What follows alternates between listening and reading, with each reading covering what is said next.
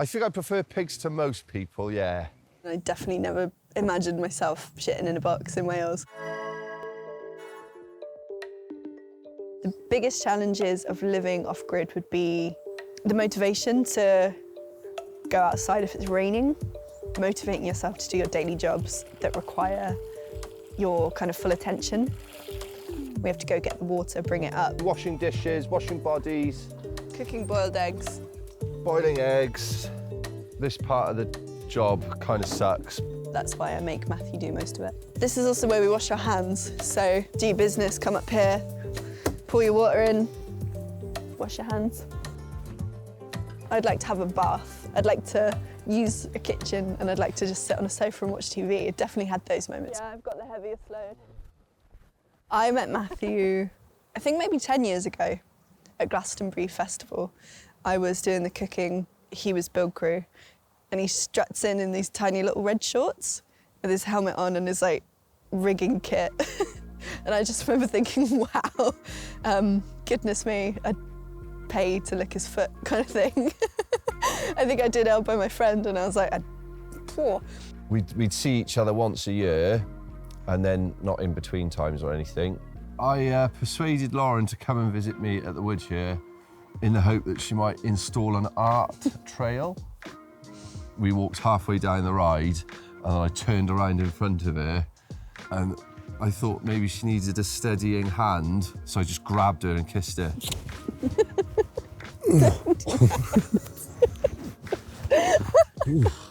You put your back out. Yeah. Oh, and we fell in love then, really, big time.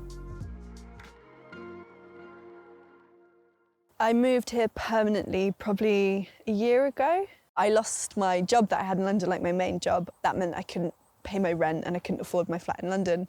And then I made the decision to move here and I just went with it. Adapting to somebody coming into my life and living with me, I thought would be quite easy. When I first came down to visit Matthew, the shepherd's hut, it's just a very small wooden structure and there was no door, there wasn't a proper roof. So when I first came, we were literally sleeping in like a shed. Yeah, I've got to be honest, that side of the relationship, like not living like a Neanderthal, is quite difficult for me. Stop. Go, away, naughty. Flight, you are so naughty, get your butt away. This is so different from my old routine. I used to wake up in the morning, make a coffee, run out the house, jump on the tube, go straight to work, whatever I was doing. Come on in, breakfast time. I think that's everybody. Why do we live like this? For me, it's the immersion in nature. My favourite things about being here in the woodland and in Wales is just how beautiful it is and how everyone seems like really connected with the land and what they do. It's wet, but it's beautiful.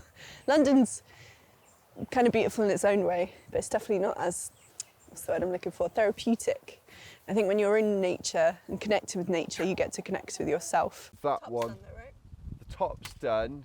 So this building just here is going to be the compost loo when we eventually have guests come and stay. So like people that are on holiday, hopefully come to visit Wales, come to visit us here. And the whole point is that it's going to be an eco experience. So they've got the compost loo, rainwater shower that we still haven't really built, and that's going to be the kitchen area. We want to build functional, modest, timber frame buildings. But yeah, this is the compost loo. And there's like a separator. So in the middle, there is where you try to aim your pea. So the number twos go in the box. And essentially the box is lined, it's a wooden box and it's lined with leaf litter, twigs, and then eventually it fills up and then we empty it. I say we, Matt does it, into the clamp over there and eventually it'll rot down into a compost and then we'll use it to plant veggies, you know, help little seedlings grow. One of the things about our relationship that works really well is Matthew has 100% taught me loads. But then I think I've taught him things too about comfort and like, we can have nice things and the toilet can have pictures in it. When I lived in Homerton, I definitely never imagined myself shitting in a box in Wales. That first winter for Lauren, we toughed it out for as long as we could. The battle to keep clean, the battle to keep dry and warm. we had to make the decision to move back in with my parents, which was not a good option because I felt like I'd failed at life by not providing more comfort for Lauren and better living conditions. So it was a bit embarrassing, to be honest. Come on in. Lauren and I don't often argue. We do argue a lot, I'm not gonna lie. That's all I've got to do, is it? We have got to do. Someone's like, that's what it's for. I know what it's for, thank you. I'll be back in half an hour. No, you won't, you'll be back in an hour. You're always an hour. We argue about chores, and it's usually about miscommunication. And then we both kind of go, we're like, fuck you, and then we just ignore each other for about 3 days. And then we realise that actually life kind of sucks without the other person. 30 mil. Oh, you haven't knocked the screws over, have you? Yeah. Oh, that's your job for the next half hour then, isn't it? We can't do anything like that. Back on the tools now, kid. Don't call me kid. Literally building a life together.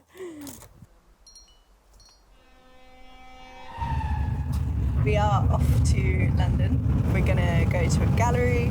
We're gonna see some old friends, have some food. I'm really excited. We're gonna drag them on the tube. I first moved to London when I was 19, so I studied fine art painting.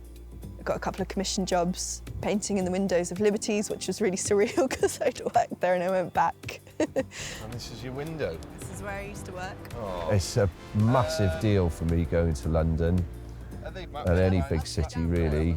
I find it frightening and I find it intimidating. I find it too much generally.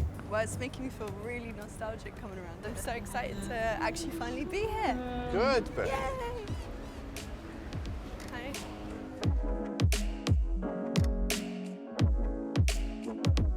I dislike cities generally. For me, they signify overpopulation. They signify damage. There's very little room for the natural world. What's spinning me out most is my path today has crossed more people than normally I would in maybe a month, 3 months, I think. That is spinning me out. Food is a massive part of my life. Being able to kind of go and walk down the street and say, do I want Vietnamese? Do I want Polish? Would I like some Italian food? Would I like a barbecue? There's just so much option that I really miss it.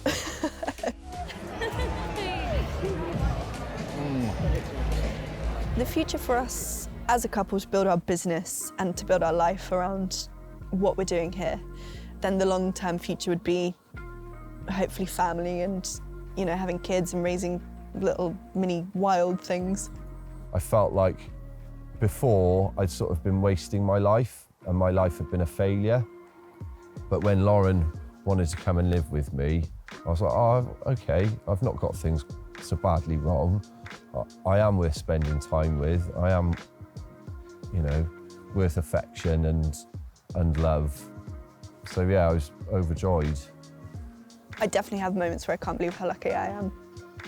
The smell of the trees and the light is beautiful. It doesn't feel like anywhere specific, but it feels like lots of places. I couldn't really see myself living anywhere else. You get the hiraeth otherwise, and I've had the hiraeth, this longing for your home, for Wales. It's the water, it's the sky, it's the land, just all that familiarity. I couldn't be somewhere else, I don't think, no. Being with Matthew makes me feel safe, very loved, very pushed, very inspired. He really pushes me to do my best. Lauren makes me see the good in people and the good in humanity. Oh, what's not to love?